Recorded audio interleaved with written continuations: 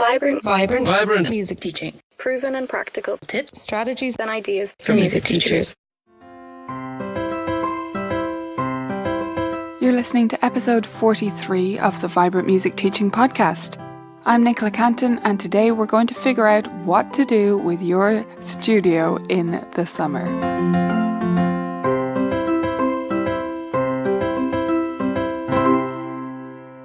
Hey beautiful teachers, do you struggle with summer? I know a lot of teachers do struggle with this. They find it difficult to think of a good solution that works for them and keeps their income up during the summer months. And if you're in the part of the world where this isn't a problem, where students just stay put during the summer and they're expected to continue their normal activities, perhaps you only have a short school break, then great for you. You could skip this episode if summer is not an issue for you, although you may still want to consider doing something differently in the summer, so you might want to listen in. But for the majority of us, summer is a tricky time of year because when we get to summer, most students are off school. Most of us teach young children, right? So the kids are off school, the routines break down for a month or 2 months, or in the case of Irish high school summers, 3 months, 3 full months off every summer. So the routines are broken down. People are traveling, people are doing other things, there's all sorts of different routines going on. And they may not expect music lessons to continue. That's certainly not expected over here. In fact, I'm actually an outlier by continuing until the end of June, believe it or not. Most music teachers in Ireland, from my experience, actually finish up at the end of May, which basically means they follow the high school summer versus the primary school summer, which I follow, which is only 2 months. I say only, 2 months is still an enormous break for kids in their school year, right?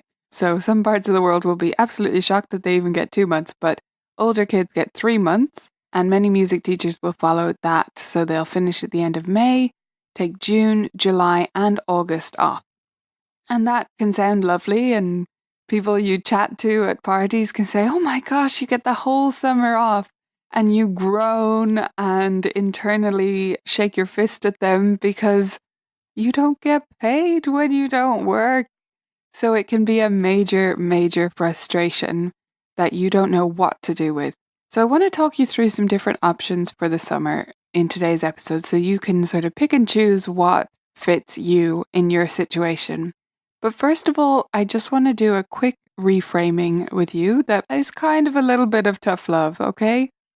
And that's that you have to accept the fact that you are not getting paid a salary every month. A lot of these posts I see from frustrated teachers trying to deal with the summer are because basically they're treating their income from teaching as a salary, as if they had a real job, right? I'm only kidding. But as if they had a normal job where they had a boss, and they don't have a boss. I'm not talking about teachers who do. Most of you out there are working for yourself. And if you're working for yourself, then you're running a business. You're not getting a salary. And if you consider it to be a salary, you're always going to be frustrated with the summer because your income is never going to be identical. Well, there are some tricks to make it identical. But in general, if that's your philosophy, you're going to run into all sorts of other problems as well. So you have to accept the fact that you are running a business, whether you like it or not. And if you don't like it, if you hate it, then you can maybe work for a bigger music school where you won't have to actually run the business side of things. But if you are running your own studio, however small, it is a business. And you have to treat it as such. So you're making money every month from those students, but that's your business making money, and you need to consider paying yourself from that rather than that being your pay, because it isn't. Okay, so that's just a quick reframing exercise for you. If you don't think about it that way, you need to consider it that way, because otherwise the fluctuation during the summer months, if it happens especially badly in your area, this depends largely on the culture and the community you live in. But if it does happen badly where you are and you continue seeing your income as being your salary, then you're going to be eternally frustrated, and I don't want that for you. So you need to consider the whole picture, and we'll come back to this at the end, but I just wanted to set it up at the start. You need to consider the whole picture as you look at your summer months. And there's a challenge I'm running here on the podcast and on the blog at the end of August, which if you don't treat your business as a business, and if you struggle with this side of things, is going to be super helpful for you. I ran it in a different format last year and it's coming back again this year due to popular demand. It's the Studio Business Cleanse, and I'm going to do it here on the podcast in August. So stay tuned for that. I know it's a little while away, but it's something to look forward to if you feel like you're going to need a reset with your business in August to get ready for the brand new year coming up in September or end of August, depending on where you are. Okay, so that's enough of the business mindset. I'll get on to the suggestions. I have a few different ideas for you that are the common options that teachers use in the summer. Now, I will say before I start this that every community is different. So I'm here to show you what the options are and what you might like to consider. I'm not here to say you can choose from all of these because you can't. It depends where you are. I certainly can't choose from all of these. Some of them will not work. And some of them won't work where you are and some will. So you have to find what fits with your community and the culture around you. The first option, and the most obvious, and often the one teachers kind of wish was reality and maybe isn't, is to just continue your regular lessons. Some teachers want that. They just want the stability. They just want it to continue as normal during the summer. And in some areas, this works. In some areas, this is the norm, and the exception are the parents who don't want to do that. And in that case, you can just make it your policies, or you can make special allowances for parents who do go away during the summer. But if most don't, and if most stay in the same routine, and there's not a problem, then don't make one if you don't want to. You don't have to do something differently during the summer. You can just run regularly scheduled lessons if it fits with the culture in your area. But I will say that this is one of the ones that would not fly here. There is no way in the area I live in Dublin, in Ireland, if you're not aware, but in the area I live in, and anywhere I can think of, in Dublin at least, or in Ireland in general, parents would not accept this. I can imagine my mum, when I was a kid, if my teacher had tried to insist that we continued lessons during the summer, she would have just quit. And my mum is not particularly uppity, right? But she would have just quit because that's not the done thing. It would seem like an imposition basically on the summer because it's different here. We travel. Everyone travels at least somewhere, right? Even if it's somewhere else in Ireland to see family, or most people take a holiday abroad. So at least a few weeks they're going to be gone. You'll need to allow for that. But then there's all sorts of other things going on. Kids will be traveling to see family. Kids will be doing camps that finish at different times to their regular school. They might be staying away at camps, going to Gaeltachts, which is the all Irish speaking areas, to improve their Irish, or going to French camps, or doing grinds, or going abroad to improve their Spanish skills for a whole month. Could be anything. But basically, they will just not do regular lessons, at least from my experience. So that wouldn't work here. And if the situation I'm describing is the same where you are, don't try to force it. That's my honest opinion, is don't try to insist on regular lessons where nobody wants it. You have to serve your community. You get to decide how your business runs and you set the rules, but it has to serve your clients. Otherwise, it's not viable. It's not going to work. So if you're just pushing against the grain and it feels like you're constantly swimming upstream with trying to set up regular lessons during the summer, don't do it, okay? But if it is an option for you and you've just been considering something different because you should, then sit back and say, what would I prefer? And if you would prefer standard lessons, do that. Don't feel under any pressure to do something different or special or amazing. The next option suits a lot of different areas, and that's ad hoc lessons, or lessons that students arrange themselves. There are different ways to handle this. I suggest if they're going to be scheduled differently every week I strongly suggest that you don't schedule them yourself. It's so easy these days to just set up an online scheduling tool and have parents log in and schedule them themselves. No matter what way you're going to run them business-wise, I recommend that you set up that online scheduling system. So you can use My Music Staff, I believe, for this. I use My Music Staff and I really recommend it. I haven't used it for summer lessons simply because I already had this set up in Calendly and I use Calendly for other things, so I already need my Calendly. So yeah, I'm not going to transfer that over because it's just a waste of time to do that. Calendly is another system that works great. I think you can do it in MMS in My Music Staff. And there's also another one that's popular called You Can Book Me. Anything where parents can log in and without your input schedule things and set it up the way you want it. So if you know that you're not going to have a ton of lessons every week, that it is going to be less frequent for every family or less families opting for it, then only open up 1 day or 2 days. Choose it. That's what I do. I send out a link to my parents and say, listen, if you want any lessons during the summer, here's my Calendly page, just book a time and that's fine, I'll be here. But I only open up Tuesday and Wednesday. That's it. And during the year, I teach Monday to Saturday, okay? So I'm cutting 6 days down to 2. And if those don't suit them, sure, they can get in touch with me if they really want a lesson. But, chances are they'll just do something else instead. And that's fine with me. Having only 2 days open means that you can use the rest of your time. And it means that you won't end up feeling resentful over that one lesson scheduled on a Saturday that you could have been going to the beach, right? So don't put yourself in a situation where you're going to be annoyed at that one lesson, because there will likely be less. And how many there are will depend, again, on the community you're in and what they like to do during the summer. But just open up the days that you want to leave open and make sure you limit it. And you can open up another one if they get full, right? You're not stuck to that forever and ever. But it makes it simpler, and it means that you're more likely to have multiple lessons on one day, back to back or close together, rather than having them spread throughout different weeks and not allowing you to get any time to go somewhere, do something, or just, not get dressed that day if that's what you want to do.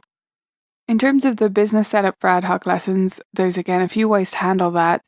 You can have your students buy blocks of lessons that they can use throughout the summer. If you really want to encourage this option as a way to keep lesson amounts fairly steady, but just give families the flexible scheduling that they need, then I recommend doing blocks of lessons so that they actually commit to 10 lessons or 8 lessons or whatever is appropriate, but that they can book them at their ease, and they can book more than one in a week if they need to, but they actually book them in blocks. You can also just do pay at the lesson only for the summer. That's actually what I do because I have very minimal lessons during the summer. It's really just for those students who need that check-in during the summer and their parents know that, or adult students who know they'll want a lesson or two. That's the only reason I'm opening them up. I'm doing other things basically during the summer, which I'll get to a bit later. But if you want to have more lessons and more steadiness, do blocks of lessons. If you want it to be really flexible and you just want to encourage the possibility of some lessons and not rely on that income, then you can do pay at the lesson or invoice them in advance for certain scheduled lessons, that kind of thing. Another option for your summer is, of course, to break away completely from standard lessons and do camps. And I would really recommend giving this some thought. Even if camps are not really the norm where you are, camps are very normal here, day camps for other industries, but not so much for small music schools. They would be big music schools would tend to do them, art camps and all this sort of thing, sports camps. But we don't have as much of a culture, I think, as maybe in the US of having small at your local music studio, at your teacher's home kind of camps. But there's no reason why you can't do it. So consider incorporating camps if you really want to find a way to keep your income up during the summer and have it maybe the same as during the year, maybe even make more during the summer. But you know that normal lessons will not fly, and maybe you'd also like some time off yourself, and camps can be a great way to do that. They will obviously take a lot more planning, and then it's a very intense week or 2 weeks or however many you run them for, but then you're done. So it's a more condensed way of making your income during the summer, and then you have the rest of the time off, hopefully, or with the odd lesson here or there, whatever way you want to run it.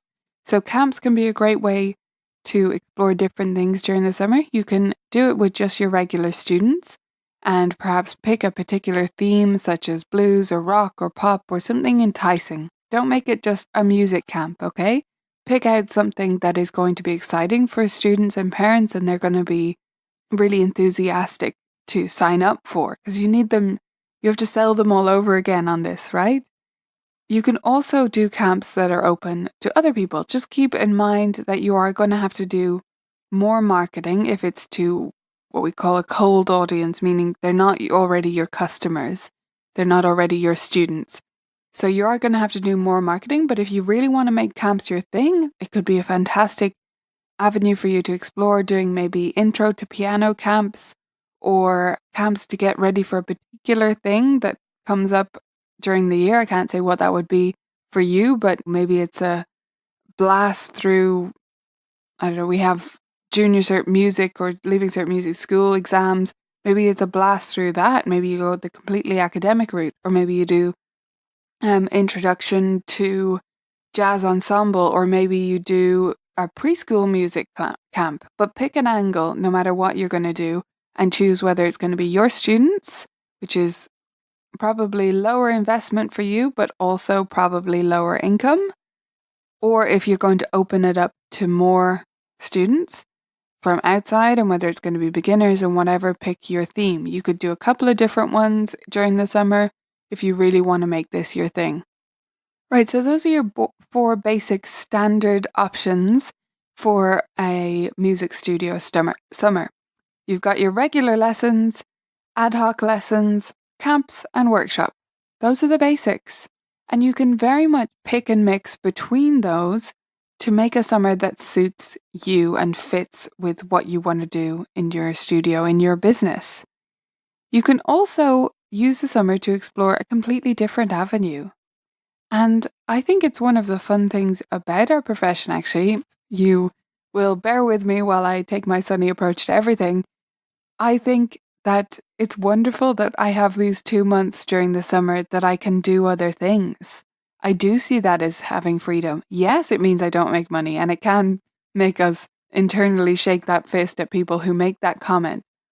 But it's also a great opportunity.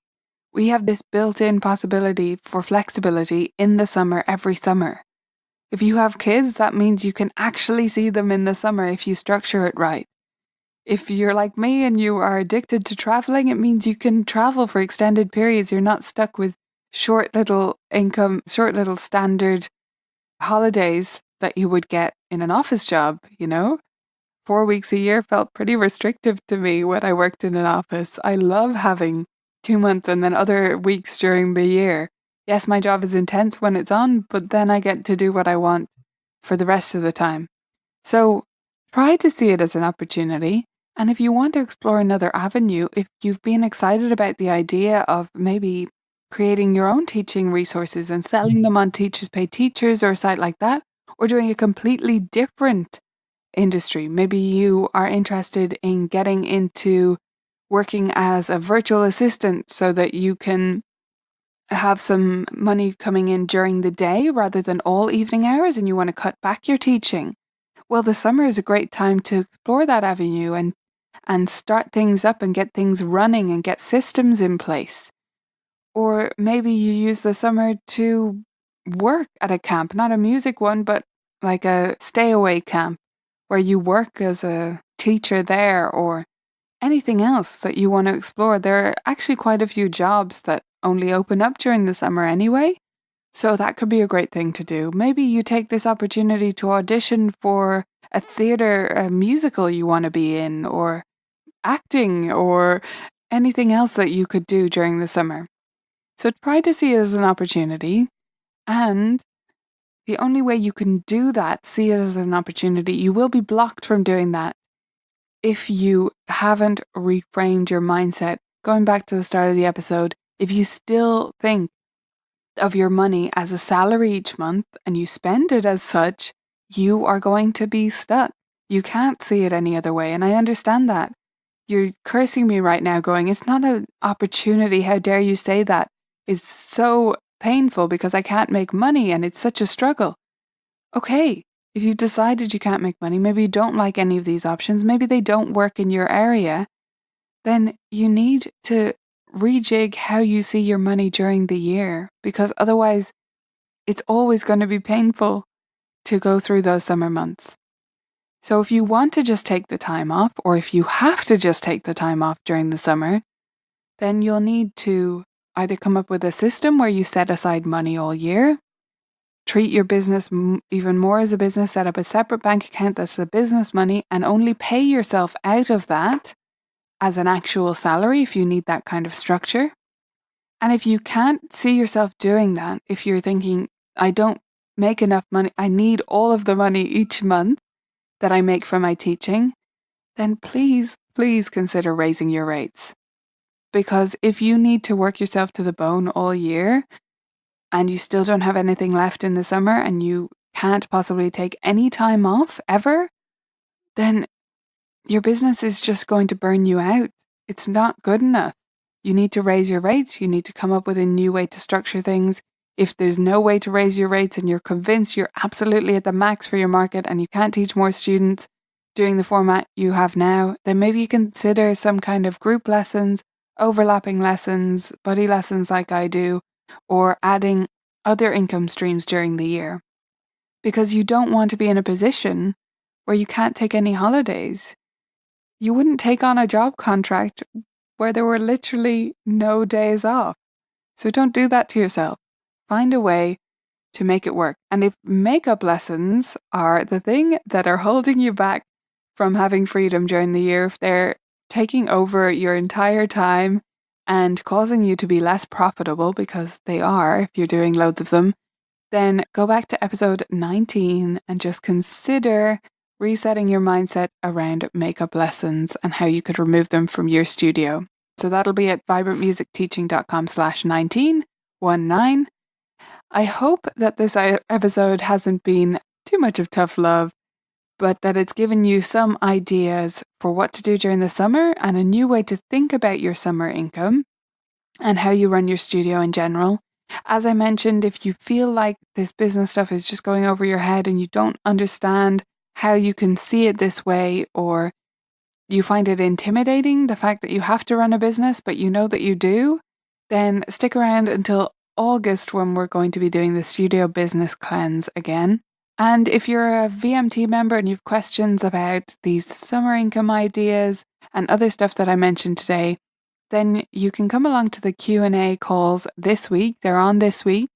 You'll find the details at vibrantmusicteaching.com/calendar.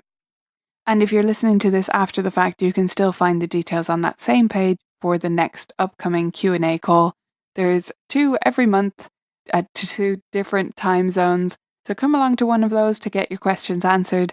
And of course, if you're not a member and you fancy the idea of being able to get a listening ear and get your questions answered face to face, as it were, online, then you can sign up at vmt.ninja and come along to our question and answer call this week. That's it for this week, guys. I hope you've enjoyed these summer suggestions, and I'll see you next week. Bye for now. If you're looking for creative ideas for your summer lessons, then the Vibrant Music Teaching Library is a great place to get them. You can sign up and get instant access to hundreds of resources by going to vmt.ninja today.